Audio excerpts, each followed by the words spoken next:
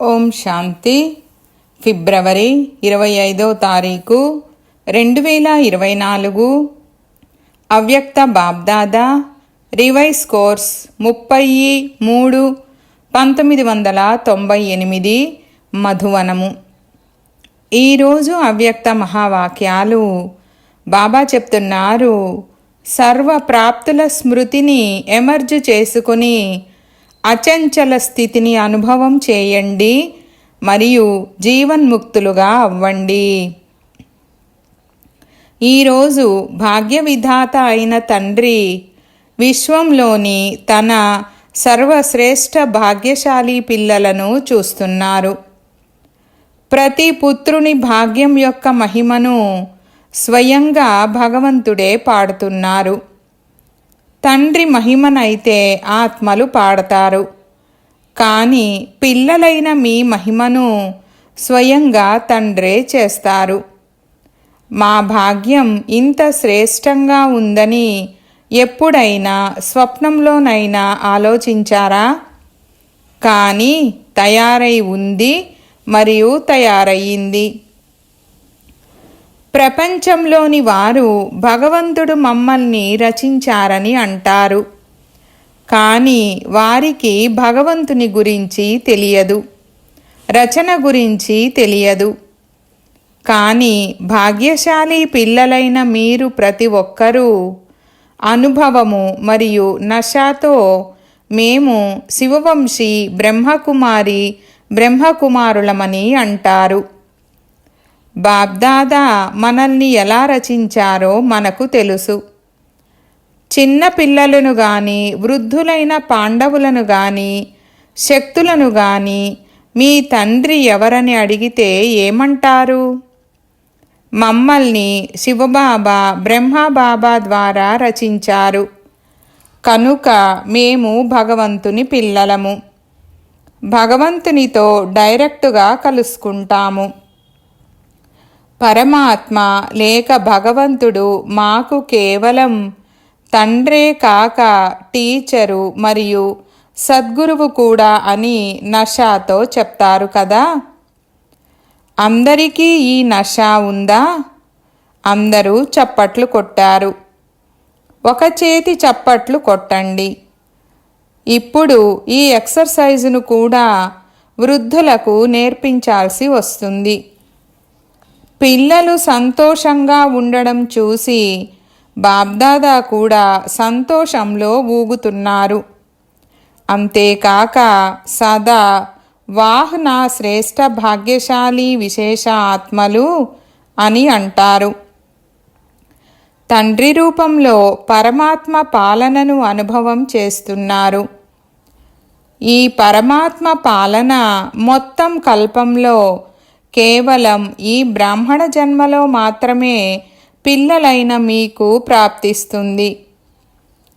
ఈ పరమాత్మ పాలన ద్వారా ఆత్మకు సర్వప్రాప్తి సంపన్న స్వరూపము అనుభవం అవుతుంది. పరమాత్మ ప్రేమ సర్వ సంబంధాలను అనుభవం చేయిస్తుంది. పరమాత్మ ప్రేమ దేహభావాన్ని మరపింపజేస్తుంది. అంతేకాక అనేక స్వార్థపూరిత ప్రేమలను కూడా మరపింపజేస్తుంది.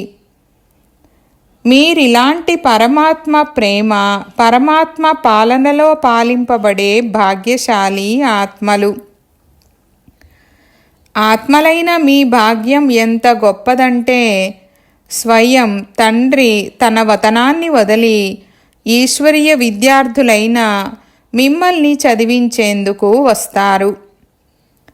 ప్రతిరోజు ఉదయమే దూరదేశం నుండి చదివించేందుకు వచ్చే టీచర్ను చూశారా?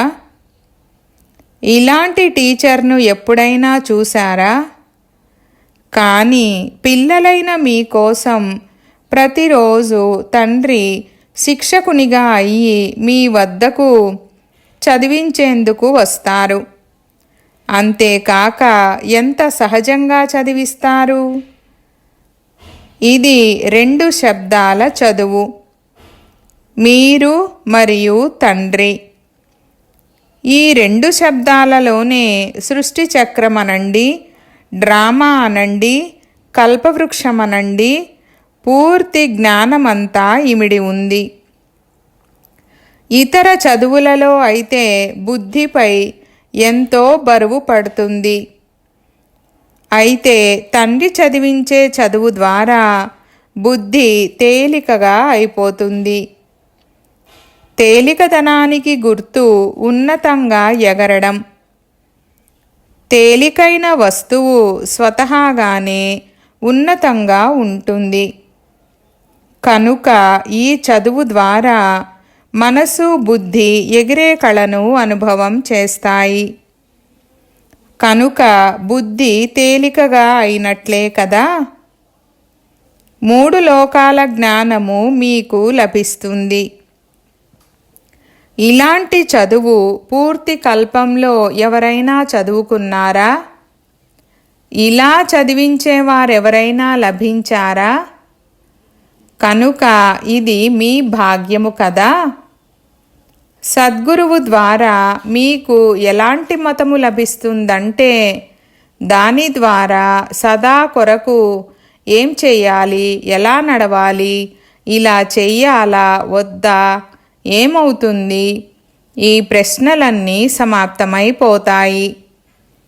ఏం చేయను, ఎలా చేయను, ఇలా చెయ్యాలా లేక అలా చెయ్యాలా, ఈ ప్రశ్నలన్నిటికీ జవాబు ఒకే శబ్దము, ఫాలో ఫాదర్. సాకార కర్మలో బ్రహ్మబాబాను ఫాలో చేయండి.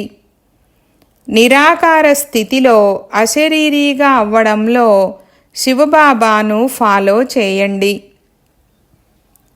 తండ్రి మరియు దాదా ఇరువురిని ఫాలో చేయడం అనగా ప్రశ్నార్థకాలు సమాప్తమవ్వడం లేక శ్రీమతంపై నడవడం. ఇది కష్టమా? ప్రశ్నలు అడగాల్సిన అవసరం వస్తుందా? కేవలం కాపీ చెయ్యాలి. మీ బుద్ధిని నడిపించరాదు. తండ్రి సమానంగా అవ్వడం అనగా ఫాలో ఫాదర్ చేయడం. కష్టమా లేక సులభమా? సులభమే కదా. 30 సంవత్సరాల వారు చేతులెత్తండి. మంచిది. 30 సంవత్సరాలలో కష్టమనిపించిందా లేక సహజమనిపించిందా? చూడండి, 30 సంవత్సరాల వారికి కూడా సహజమనిపిస్తే వారి తర్వాత వచ్చిన మీకు కష్టమా లేక సహజమా? సహజమే కదా. వేడి కారణంగా అందరూ రంగురంగుల విసనకర్రలతో విసురుకుంటున్నారు. మంచిది. విసనకర్రల ఆకర్షణ కూడా బాగుంది. దృశ్యము బాగుంది. నవీనత ఉండాలి కదా. ఈ గ్రూపులో ఇది కూడా ఒక నవీనత. ఇది కూడా టీవీలో వచ్చేసింది. అందరూ పరుగు పరుగున వచ్చి చేరుకున్నారు. బాబ్దాదా కూడా మీ స్నేహానికి శుభాకాంక్షలను ఇస్తున్నారు. చూడండి, హద్దు గురువులు ఎవరైతే ఉన్నారో వారు ఎన్ని వరదానాలిస్తారు? 1 లేక 10 ఇస్తారు, ఎక్కువ ఇవ్వరు. కానీ మీకు సద్గురువు ద్వారా ప్రతిరోజు వరదానం లభిస్తుంది. ఇలాంటి గురువును ఎప్పుడైనా చూశారా? చూడలేదు కదా. మీరు మాత్రమే చూశారు, కానీ కల్పకల్పము చూశారు. కనుక మీ భాగ్యం యొక్క ప్రాప్తులను సదా ఎదురుగా ఉంచుకోండి. కేవలం బుద్ధిని మర్జ్గా ఉంచుకోకండి, ఎమర్జ్ చేసుకోండి. మర్జ్గా ఉంచుకునే సంస్కారాన్ని మార్చుకొని ఎమర్జ్గా ఉంచుకోండి. మీ ప్రాప్తుల లిస్టును బుద్ధిలో సదా ఎమర్జ్గా ఉంచుకోండి. ప్రాప్తుల లిస్టు ఎమర్జ్గా ఉంటే ఏ ప్రకారమైన విఘ్నము దాడి చెయ్యదు. అది మర్జ్ అయిపోతుంది. ప్రాప్తులు ఎమర్జ్ రూపంలో ఉంటాయి. ఈరోజు ఏదో కారణంగా కొంతమంది పిల్లలు శ్రమ చేస్తున్నారు, యుద్ధం చేస్తున్నారు. యోగం చెయ్యాలనుకుంటారు, కానీ యోగం కుదరడం లేదు. ఆత్మాభిమానానికి బదులు దేహాభిమానంలోకి వచ్చేస్తున్నారని విన్నప్పుడు బాబ్దాదాకు మంచిగా అనిపించదు. దీనికి కారణమేమిటి? మీ భాగ్యం యొక్క ప్రాప్తులు ఎమర్జుగా ఉండవు, మర్జుగా ఉంటాయి. మళ్ళీ ఎవరైనా స్మృతినిప్పిస్తే అప్పుడు ఇలా జరగాలి కదా అని ఆలోచించడం ప్రారంభిస్తారు. కనుక చాలా సహజమైన పురుషార్థము ప్రాప్తులను ఎమర్జుగా ఉంచుకోండి. బ్రాహ్మణులుగా అయినప్పటి నుండి మీ భాగ్యాన్ని స్మృతిలో ఉంచుకోండి. అలజడిలోకి రాకండి, అచంచలంగా అవ్వండి. ఎందుకంటే ఇక్కడ అబూలో ఏ స్మృతి చిహ్నముంది? అచల్ ఘర్ ఉందా లేక అలజడి ఘర్ ఉందా? అచల్ ఘర్ ఉంది కదా. ఇది ఎవరి స్మృతి చిహ్నము? ఎప్పుడైనా ఏదైనా సూక్ష్మ పురుషార్థ మార్గము కష్టంగా అనిపించినప్పుడు, బుద్ధి ఎక్కువగా అలజడిలోకి వచ్చినప్పుడు మీ స్మృతి చిహ్నాన్ని స్మృతిలోకి తెచ్చుకోండి. చాలాసార్లు పిల్లలు నేను ఆత్మను, ఇది డ్రామా, ఇదైతే విఘ్నము, ఇదైతే సైడ్ సీన్ అని జ్ఞానం యొక్క పాయింట్లను చెప్తూ కూడా ఉంటారు. కానీ చలిస్తూ కూడా ఉంటారు. చలుస్తూనే చెప్తూ ఉంటారు.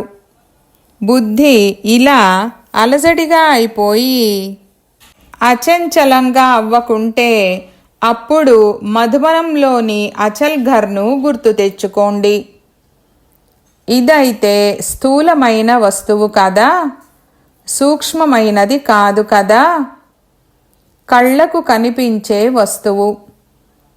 నా స్మృతి చిహ్నం అచల్ ఘర్, అలజడి ఘర్ కాదని గుర్తు తెచ్చుకోండి.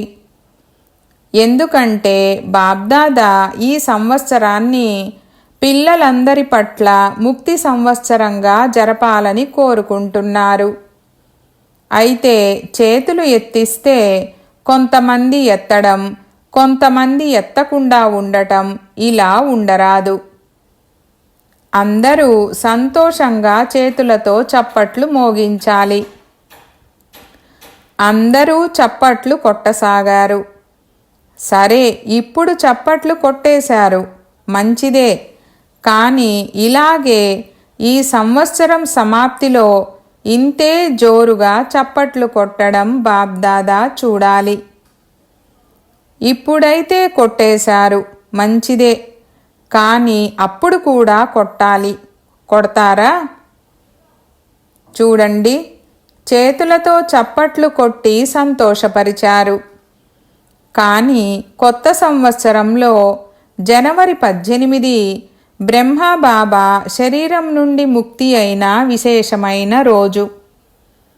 కనుక ఆ రోజు ముక్తి సంవత్సరాన్ని జరుపుకున్నారా లేక కేవలం ఆలోచించారా అని బాబ్దాదా మళ్ళీ చేతులెత్తిస్తారు. జరుపుకోవాలని ఆలోచిస్తూ ఉండిపోలేదు కదా.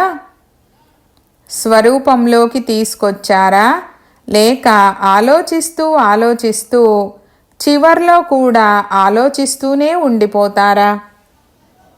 బాబ్దాదా ఈ రిజల్టును చూడాలని కోరుకుంటున్నారు. చూపిస్తారా? మంచిది, గుర్తుంటుంది కదా. ప్రాప్తులను ఎదురుగా ఉంచుకోండి. తండ్రి స్మృతితో పాటు తండ్రి ఏదైతే ఇచ్చారో దానిని కూడా ఎమర్జు చేసుకోండి. ఎలా తయారు చేశారో మరియు ఏం లభించిందో గుర్తు తెచ్చుకోండి. బాబ్దాదా ఈ సంవత్సరం తర్వాత ప్రతి పుత్రుడిని జీవన్ముక్త స్థితిలో చూస్తారు. భవిష్యత్తులో జీవన్ముక్తిలో ఉంటారు. కానీ జీవన్ముక్తి సంస్కారాన్ని ఇప్పటి నుండే ఎమర్జ్ చేసుకోవాలి. అంతేకాక నిరంతర కర్మయోగి, నిరంతర సహజయోగి, నిరంతర ముక్త ఆత్మ యొక్క సంస్కారాన్ని ఇప్పటి నుండే అనుభవంలోకి తీసుకురండి. ఎందుకు? బాబ్దాదా ఇంతకు ముందు కూడా సూచన ఇచ్చారు. సమయం యొక్క పరివర్తన అనేది విశ్వ పరివర్తక ఆత్మలైన మీ కోసం ఎదురుచూస్తూ ఉంది.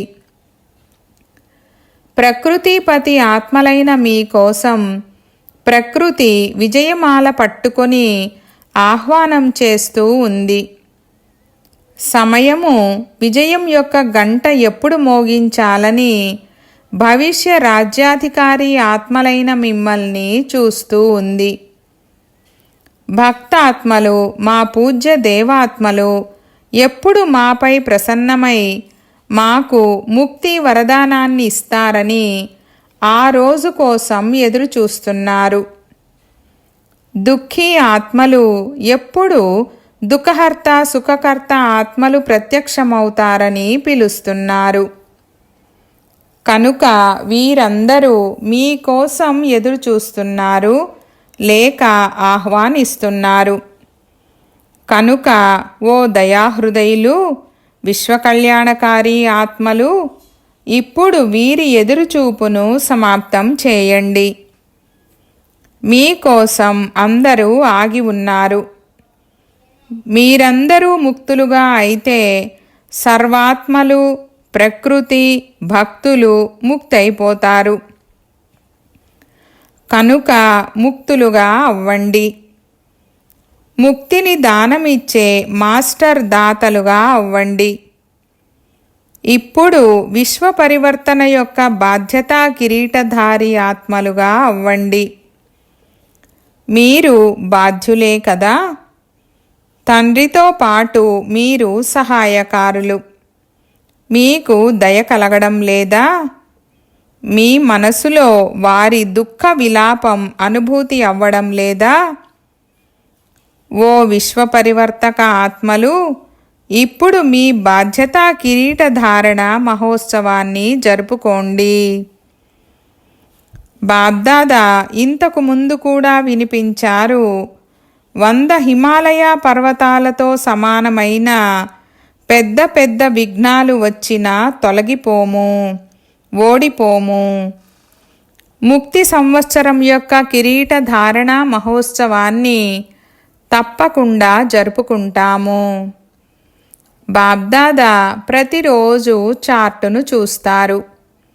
అయితే ఇక్కడి నుండి వెళ్ళగానే ట్రైన్లోనే ఏమైందో తెలీదని అనకండి. ఇంటికి వెళ్ళగానే కొంగలు హంసల మధ్య కొట్లాట జరిగింది, ఇది జరిగింది, ఇది జరిగింది అని అనకండి. ఇవన్నీ వినము. మీ ఉత్తరాలను వేస్ట్ పేపర్ బాక్స్లో వేస్తాము. వినము. జరగాల్సిందే అని దృఢ సంకల్పం చేయండి.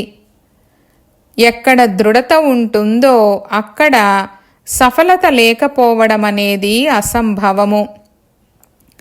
కనుక మీరందరూ దృఢ సంకల్పం గలవారే కదా. టీచర్లు చేతులెత్తండి. టీచర్లు చాలామంది ఉన్నారు.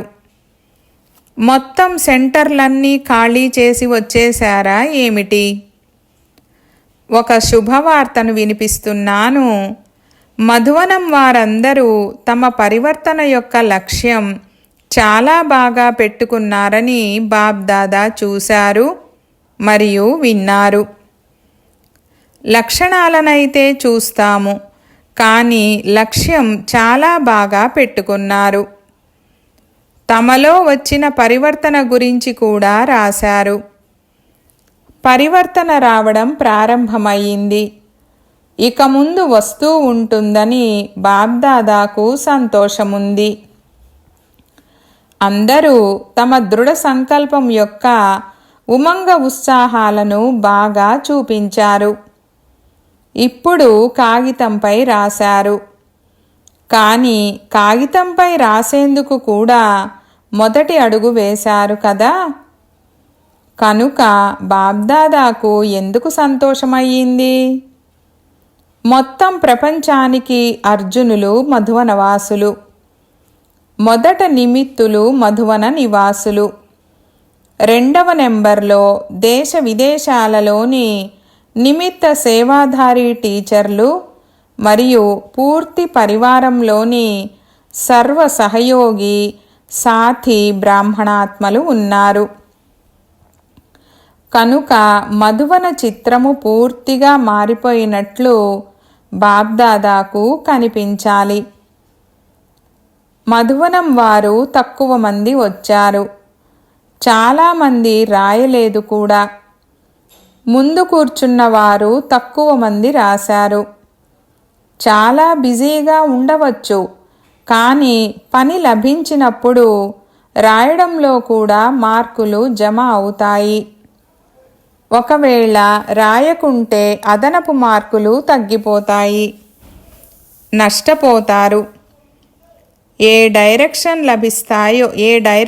లభిస్తాయో డైరెక్ట్ బాబా ద్వారా లభించిన, నిమిత్త ఆత్మలైన దాదీల ద్వారా లభించిన వాటికి గౌరవం ఇవ్వడం చాలా అవసరము. ఇందులో సాకులు చెప్పరాదు, నిర్లక్ష్యంగానూ అవ్వరాదు. ఇప్పుడు మార్కులు జమ అవ్వలేదు కనుక దీనికి మహత్వం ఇవ్వడం అంటే మహాన్గా అవ్వడమని ఇక ముందు కోసం బాబ్దాదా తెలిపిస్తున్నారు. ఈ విషయాన్ని తేలికగా తీసుకోకండి. పిల్లలు చాలా చతురులు. బాబ్దాదాకైతే తెలుసు కదా అని అంటారు. తెలుసు, అయినా ఎందుకు చెప్పారు? తెలిసి కూడా చెప్పారు కదా అని చెప్పి స్వయాన్ని విడిపించుకోరాదు. చాలా చిన్న చిన్న పనులే అయినా హాజీ అని అనడం ద్వారా అదనపు మార్కులు జమ అవుతాయి. చాలామంది విద్యార్థులు చాలా మంచి ఉమంగ ఉత్సాహాలతో ముందుకు వెళ్తున్నారు. కానీ ఏదైనా పాత సంస్కారానికి చెందిన ఏదో ఒక బంగారు దారం, చాలా సూక్ష్మమైన దారం వారిని ముందుకు వెళ్ళనివ్వదు. ఈ సూక్ష్మ దారం ఉండిపోయిందని వారు అర్థం కూడా చేసుకుంటారు, కానీ అని అంటారు. కానీ చిన్న చిన్న సాధారణ విషయాలలో హాజీ అని అనడంలో మార్కులు జమ చేసుకునే పురుషార్థులు కూడా ఉన్నారు. వారిలా కొద్ది కొద్దిగా మార్కులు జమ చేసుకుంటూ ముందుకు కూడా వెళ్ళగలరు. బాబ్దాదా వద్ద ఇలాంటి వారు ఉదాహరణగా కూడా ఉన్నారు. కనుక సహజ పద్ధతి చిన్న చిన్న విషయాలకు హాజీ అని అనడం ద్వారా మార్కులు జమ చేసుకుంటూ ఉండండి. కట్ చేసుకోకండి, జమ చేసుకోండి. ఇకపోతే బాబ్దాదా చూశారు, చాలామంది మంచి ఉమంగ ఉత్సాహాలను చూపించారు. ఇలా దృఢ సంకల్పం పెట్టుకున్న వారికి, విశేషంగా మధువన నివాసి పిల్లలకు హాజీ అని అన్నందున శుభాకాంక్షలను ఇస్తున్నారు. ప్రియస్మృతులు కూడా ఇస్తున్నారు. లక్షల రెట్ల ప్రియస్మృతులు ఇస్తున్నారు. ఎందుకంటే మధువనము బాబ్దాదా స్వరూపాన్ని ప్రత్యక్షం చేసే అద్దాల మహల్ వంటిది. ఇప్పుడు కాగితం వరకు వచ్చినందుకు సంతోషంగా ఉంది. ఇక కర్మలోకి తీసుకురావాల్సిందే. సరేనా? మంచిది. శుభాకాంక్షలు. ఇప్పుడు ఒకవేళ మీ అందరికీ అకస్మాత్తుగా ఇప్పుడిప్పుడే అశరీరీగా అయిపోండనే డైరెక్షన్ లభిస్తే అవ్వగలరా? లేక అలజడి అవుతుందా? ఎందుకు? చివరి సమయంలో ఈ అభ్యాసమే పాస్ విధానరుగా చేస్తుంది. కనుక ఇప్పుడు బాబ్దాదా చెప్తున్నారు, ఒక్క సెకండులో అన్ని విషయాల నుండి దూరమై అశరీరీ భవ. డ్రిల్లు మంచిది.